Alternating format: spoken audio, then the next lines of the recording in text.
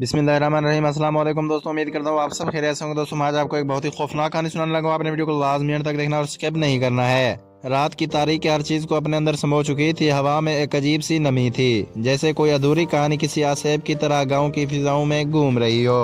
इस गांव का नाम चंद्रकोट था, एक कदीम बस्ती जो बड़े बड़े दरख्तों और सुनसान रास्तों के दरमियान आबाद थी। यहाँ के लोग सादा और परहेजगार थे, लेकिन एक चीज़ ऐसी थी जो इस गांव के बारे में मशहूर थी, और वो थी काली हवेली। ये हवेली गांव के किनारे पर वाक़ थी और लोग कहते थे कि यहाँ जाने वाला कभी लौट कर नहीं आता। बहुत साल पहले ये हवेली एक रईस की थी जो अपने ख़ानदान के साथ यहाँ रहता था, लेकिन एक रात पूरी हवेली खून में नहा गई। रईस, इसके बच्चे और बीवी, सबको बेदर्दी से मार दिया गया। लोगों ने कहा कि किसी आसेब ने ये सब किया, लेकिन सच्चाई किसी को मालूम ना थी। वक्त गुजरता गया और हवेली वीरान हो गई। इसके दरो दीवार पर दरारें पड़ गईं, छतें टूटने लगी, लेकिन अजीब बात यह थी कि वहाँ से अक्सर रात को रोशनी नज़र आती, चीखों की आवाज़ें सुनाई देती, कभी कभी कोई साया खिड़कियों में नज़र आता। कई बहादुर लोगों ने वहां जाकर देखने की कोशिश की, लेकिन या तो वो लौटे नहीं या लौटे तो ऐसे होशो खर्द से बेगाना के कुछ बोल ना सके। फिर गांव में एक नौजवान आया, इसका नाम रिहान था। वो जदीद तालीम याफ्ता था और भूत प्रेत की कहानियों पर यकीन नहीं रखता था। वो समझता था कि लोग वहम का शिकार हैं। इसने फैसला किया कि वो खुद जाकर देखेगा कि आखिर सच्चाई क्या है। गांव वालों ने इसे बहुत समझाया, लेकिन वो ना माना। एक रात वो अपने एक दोस्त काशिफ के साथ इस हवेली में दाखिल हुआ। अंदर कदम रखते ही दोनों को ठंडक का एहसास हुआ, जैसे दर्जा हरारत यकदम गिर गया हो। दीवारों पर पुरानी तस्वीरें लटक रही थीं जो बोसीदा हो चुकी थीं। फर्श पर धूल जमी थी, लेकिन अजीब बात यह थी कि अंदर एक हल्की सी जलती बुझती रोशनी मौजूद थी, जैसे कोई दिया रोशन हो। रिहान ने टॉर्च निकाली और चारों तरफ रोशनी डाली। हर चीज़ पुरानी और बोसीदा थी, लेकिन अचानक एक कमरे का दरवाज़ा खुद ब खुद चरचराने लगा, जैसे किसी ने धक्का दिया हो। काशिफ घबरा गया और बोला कि हमें वापस चलना चाहिए, लेकिन रिहान ने इसे खामोश रहने का इशारा किया और आगे बढ़ा। जैसे ही इसने दरवाज़ा खोला, अंदर का मंजर देखकर इसकी रीढ़ की हड्डी में सनसनाहट दौड़ गई।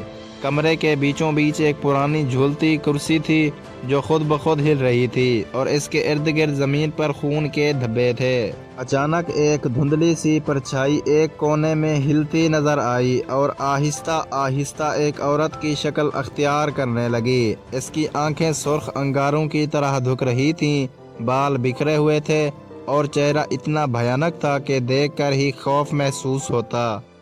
अचानक वो औरत चीखकर इनकी तरफ लपकी। काशिफ तो वहीं बेहोश हो गया, लेकिन रिहान ने हिम्मत ना हारी। इसने जेब से कुरान की एक छोटी सी किताब निकाली और आयतुल कुर्सी पढ़ने लगा।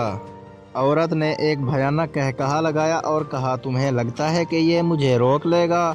मैं वो हूँ जिसे सदियों पहले जुल्म से मारा गया था, और अब हर रात मैं बदला लेती हूँ। ये कहकर वो और करीब आ गई। रिहान ने बामुश्किल अपने दोस्त को उठाया और दरवाजे की तरफ भागा, लेकिन दरवाज़ा खुद ब खुद बंद हो चुका था और बाहर तेज हवा के साथ साथ अजीब सी सरगोशियां सुनाई दे रही थीं। अचानक दीवारों से खून बहने लगा और पूरी हवेली लरजने लगी। रिहान ने पूरी ताकत से दरवाज़ा खोला और बाहर निकल आया। जैसे ही वो बाहर निकला, दरवाज़ा ज़ोरदार आवाज़ के साथ बंद हो गया। रिहान ने काशिफ को होश में लाने की कोशिश की। कुछ देर बाद काशिफ ने आंखें खोलीं, लेकिन वो कुछ बोलने के काबिल ना था। इसकी आंखों में खौफ जमाया हुआ था। वो दोनों तेज़ी से गांव वापस आए और सारी बात लोगों को बताई। गांव के बुजुर्गों ने कहा कि इस हवेली की बदरूह को सुकून नहीं मिला, क्योंकि इसे कत्ल करने वाले कभी सज़ा नहीं पाए थे, और जब तक इंसाफ नहीं होगा वो रूह आज़ाद नहीं होगी।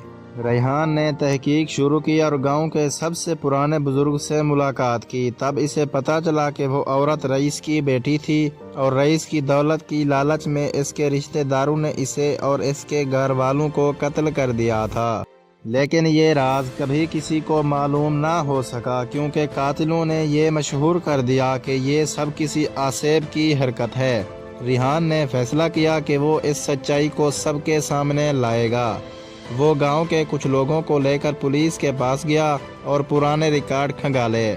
آخر کار گاؤں کے ایک بوڑھے شخص نے اقبال جرم کر لیا کہ وہ قتل کی رات وہاں پر موجود تھا، لیکن ڈر کی وجہ سے کسی کو کچھ نہیں بتا سکا۔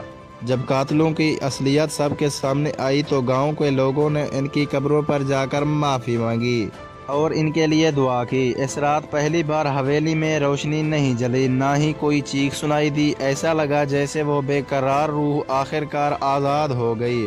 لیکن یہ کہانی یہی ختم نہیں ہوئی۔ کچھ سال بعد گاؤں میں ایک نیا خاندان آ کر بسا۔ انہوں نے اس حویلی کو گرا کر ایک نیا مکان بنایا، لیکن کچھ ہی دنوں بعد ان کے بچے غائب ہونے لگے۔ دروازے خود بخود کھلنے لگے اور ایک رات وہی خوفناک چیخیں دوبارہ گاؤں میں گونجنے لگیں، جیسے وہ کہانی ابھی ختم نہ ہوئی ہو، جیسے وہ بدروح ابھی بھی کسی اور چیز کی منتظر ہو، جیسے وہ رات کی تاریکی میں کسی نئے شکار کی تلاش میں ہو۔ مزید ایسی کہانیوں کے لیے میرے چینل کو لازمی لائک اور سبسکرائب کریں اور ساتھ میں دیے گئے گھنٹی کے نشان کو دبانا نہ بھولیں۔ شکریہ دوستو۔